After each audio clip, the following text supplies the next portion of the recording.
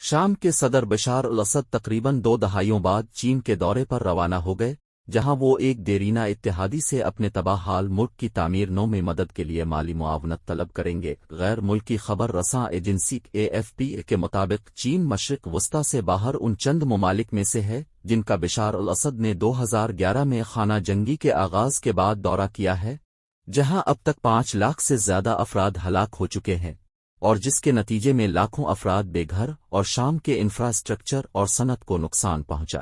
مغرب کی جانب سے تنہا کیے گئے رہنماؤں میں بشار الاسد بھی شامل ہیں، جنہیں چین نے نوازا ہے، جہاں اس سال وینزویلا کے رہنما نکولس مدورو اور ایران کے صدر ابراہیم رئیسی کے ساتھ ساتھ روس کے اعلیٰ حکام بھی دورہ کر چکے ہیں۔ یہ شامی صدر آج چین کے مشرقی شہر ہانگژو پہنچے، جہاں وہ ہفتہ کو ایشین گیمز کی افتتاحی تقریب میں شرکت کریں گے۔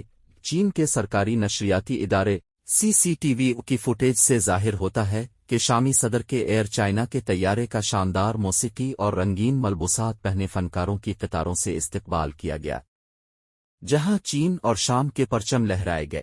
CCTV نے رپورٹ کیا کہ وہ اور دیگر غیر ملکی رہنما ہانگژو میں چینی صدر شی جن پنگ سے ملاقات کریں گے۔ شامی ایوان صدر کے مطابق بشار الاسد بیجنگ بھی جائیں گے، جہاں 2004 کے بعد ان کا چین کا یہ پہلا دورہ ہوگا۔ چین نے شام کی اور خاص طور پر اقوام متحدہ کے سیکیورٹی کونسل میں ہمیشہ سفارتی محاذ پر معاونت کی ہے۔ دونوں ممالک کے حکام نے بھی کئی سالوں کے دوران دورے کیے ہیں۔